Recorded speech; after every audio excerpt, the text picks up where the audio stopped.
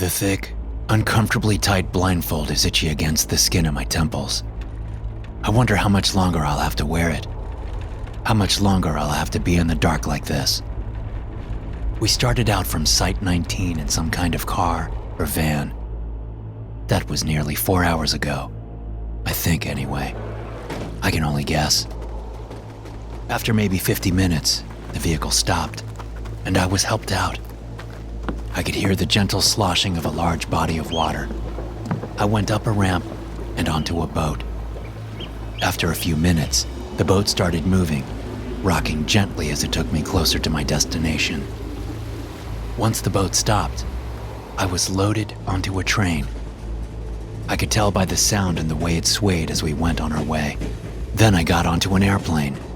Then some kind of vehicle that I couldn't quite place. We went down several flights of stairs to get to that one. So maybe it was in a tunnel, but it didn't feel like a train. After one more transfer, they loaded me into this helicopter. Now, as the itchy blindfold becomes nearly unbearable, I can feel us descending. We land, and I feel hands on my blindfold. But before it comes off, a man's voice speaks into my ear over the sound of the slowing rotors. "I'm going to take this off now and put a helmet on you. Just stay still." "Okay," I say. I don't have much of a choice. The blindfold comes off, then a helmet is slid over my head. It feels like a motorcycle helmet, the kind that covers your entire head. "Okay," the voice says. "You can get out now. They'll give you the full rundown in there. But you're not to take off the helmet unless you're alone in your private quarters. Understand?" I nod, opening my eyes. I can see through the visor-like front of the helmet. The man sitting next to me in the small helicopter wears a black ski mask. I can't see the pilot or co-pilot because there's an opaque divider separating the front and back of the helicopter.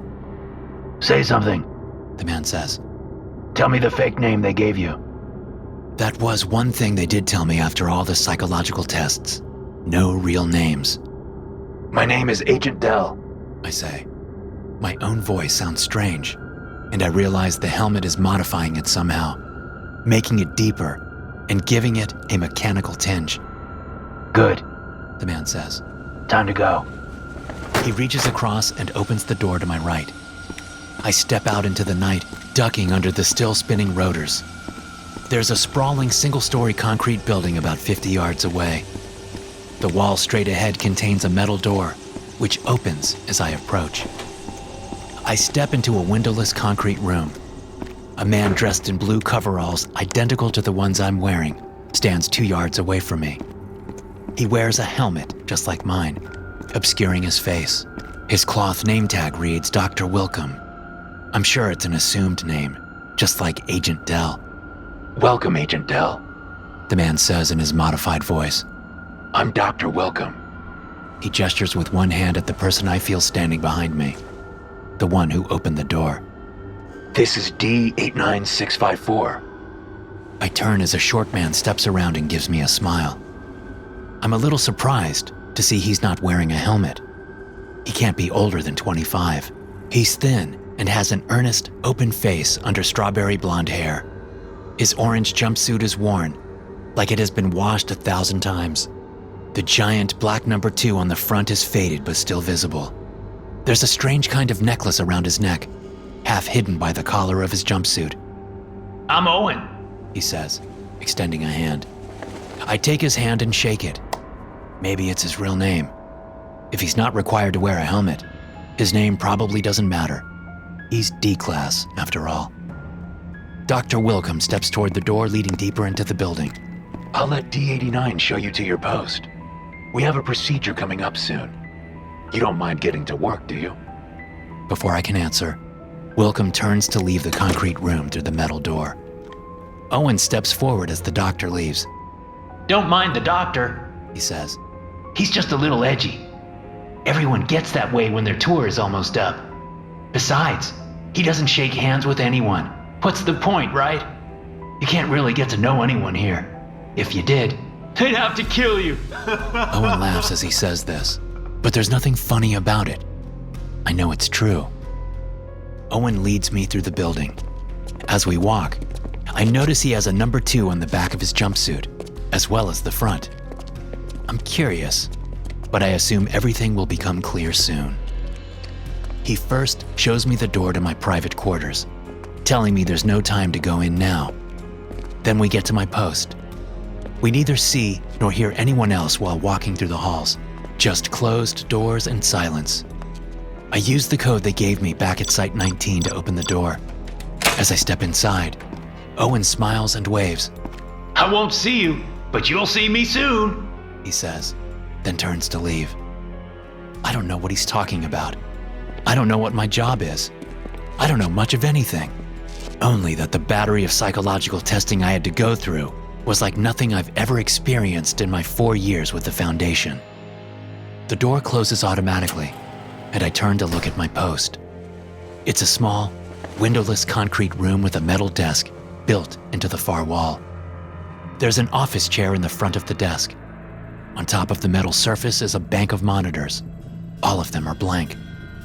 There's a keyboard on the desk, along with another, smaller control panel with a clear plastic case over it. The door opens behind me, and I turn to see Dr. Wilcom step inside. "We'll be starting Procedure 110 Montauk soon. I'll stay in here with you this one time to give you the rundown. Let's start by turning on the monitors, shall we?"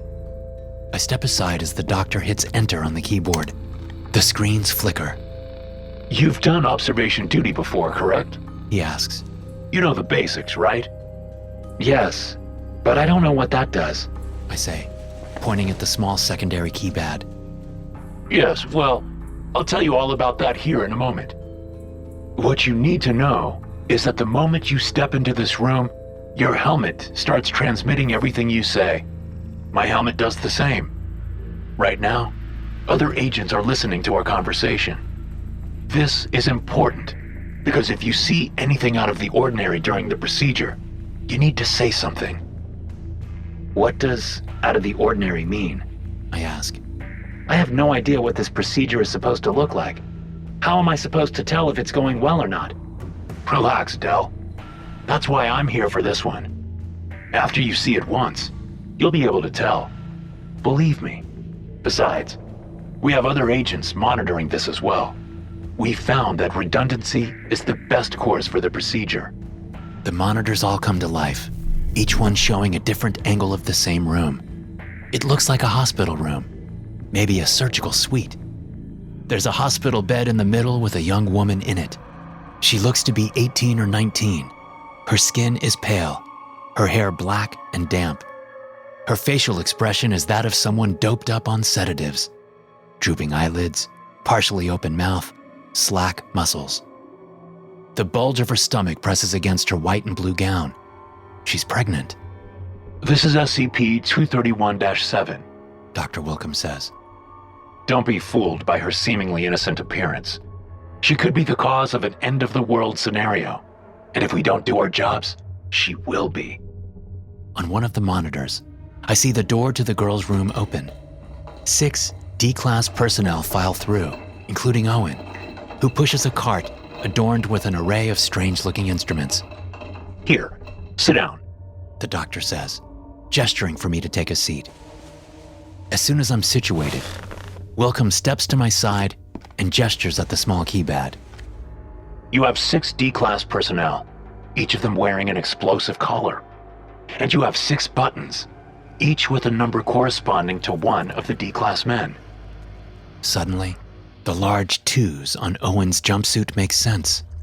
Each of the other D-Class men has his own number on the front and back of his jumpsuit, 1 through 6. But I'm still wrestling with the implications. "So if I press the number 3, his collar will explode?" "That's correct," Wilcom says. "But you only press them if it looks as if they're trying to help her escape. Or if they're trying to escape themselves, obviously." "Okay," I say, keeping emotion out of my voice. "I can do that." I don't know what kind of person they think I am, but the tests I went through cleared me for this. Still, it doesn't mean I have to like it. I'd rather not blow someone's head off with an explosive collar, especially not Owen. He seems like a nice guy. "Here we go." Wilcom says, leaning down next to me to watch the monitors. Get ready. It's not pretty. The 6 men surround the young woman. 4 of them grab strange tools off the rolling table. As they start in on her, my stomach cramps in revulsion. Despite her drugged stupor, the girl screams out in pain. Is this normal? I ask. This is the procedure? I'll tell you if they do anything wrong or out of the ordinary. Wilcom says. Her screams continue as the men work in rabid frenzy. Wilcom reaches forward and hits a button on the keyboard to mute the sound. It helps a little, but I still have to watch the horrible procedure. There's a lot of blood. I don't understand how the girl is still alive. They're almost done, Wilcom says. Just keep watching. Suddenly, a loud alarm sounds from within my helmet. Wilcom straightens up, clearly having heard the same thing in his. Warning, 3 of the King's spears have just been stolen from Foundation containment. The voice in my helmet says. Be prepared to take action. As the warning repeats, I turn toward Dr. Wilcom. What the fuck does that mean? I yell. Wilcom is already shaking his head. He brings a hand up and grabs my helmet, turning it back to the monitors. Keep watching. They'll do whatever they can to get her back. The warning in my helmet stops after repeating 3 times, and I continue watching for several minutes. It seems that the D-Class personnel are slowing down now. Whether it's because the procedure is ending, or they're just getting tired, I don't know. What's that? I say, pointing at one of the monitors. What looks like a small hole is forming in the wall of the young woman's room. Oh, fuck. Wilcom says. They're coming. The hole expands as I watch. Wilcom barks orders over his radio. The hole isn't large, maybe the size of a beach ball, but it's not a normal hole. The edges of it shimmer with little bolts of electricity, and the blackness inside seems to suck light into it. Several of the D-Class personnel have now noticed the hole. They point at it, panicking and looking up at the cameras. One of them, number 5, runs and starts banging on the door. 2 objects emerge from the hole. They're dark blue, bumpy, and long. It's only when the creature's triangular head comes through that I realize the objects are front legs. The creature is about the size of a large dog, but that's where the resemblance ends. Its face has no eyes and no nose that I can see. Its head is split vertically by a closed mouth with pointed teeth sticking to the left and right. As the powerful-looking rear legs emerge from the portal, the creature's vertical mouth opens up, its head splitting like a book opening, revealing rows of jagged teeth. Its long, pointed tail resembles that of a scorpion, waving in the air over its back like a snake testing the air. I see a set of long, hook-like claws unfurl from each of its 2 front legs as it approaches the bed. The men in blood-covered orange jumpsuits scatter. I can tell they're screaming, even though the sound is still muted. Wilcom reaches across and hits a button on the keyboard. Number 1, stop that thing, he says. Number 1 looks up at a camera and shakes his head. The creature is closing in on the young woman, who's clearly unconscious now. Do it or we all die, you understand? The whole world dies if it drags her into that portal. 1 shakes his head again, but steps hesitantly toward the monster. The thing lunges at him, its mouth clamping down on his leg, then ripping away with a huge chunk of flesh. 1 stumbles backward, gripping his leg and screaming. God damn it! Wilson screams. What about the agents? I say. Don't we have a team? They're coming, but we don't have any goddamn time. That thing will be gone by the time they get geared up and over there. I look back at the monitors. The creature is next to the bed now. Number 2, Wilcom says, pressing the button to transmit into the room. Stop it! Owen looks up at a camera, clearly terrified. Nearby, the creature reaches up and grips the young woman by the leg, then pulls her off the bed. Shit! Wilcom says. I'll go myself. Before I realize what he means, he's out the door, his footsteps echoing down the hall. I turn back to the monitors and see Owen stepping away from the wall and toward the creature, which is now moving backward toward the portal. It's using its powerful back legs to drag the girl's dead weight with it. Owen jumps onto the creature's back, positioning his head next to the creature's. Immediately, the scorpion tail shoots down, impaling Owen through the upper back repeatedly, trying to get him off. But he hangs on. Blood pours out of his mouth as he looks up at the camera. I feel like he's looking directly at me. I reach over and press the number 2 button on the small keypad. Owen's explosive collar detonates. Both their heads disappear in a cloud of gore. The headless creature goes limp, toppling to the side. Owen's headless body flops down beside it, blood seeping out of his neck. The portal in the wall closes. I sit back in the chair, mind reeling. After a minute, I watch on the monitors as the door opens and Dr. Wilcom rushes in. He's followed shortly by a team of armored and armed agents, each with a helmet just like mine on. I remember what the emergency transmission said, something about spears being stolen. What the hell does that mean? I'm guessing the spears have something to do with the creature and the portal, but I'm almost completely in the dark. And Procedure 110 Montauk?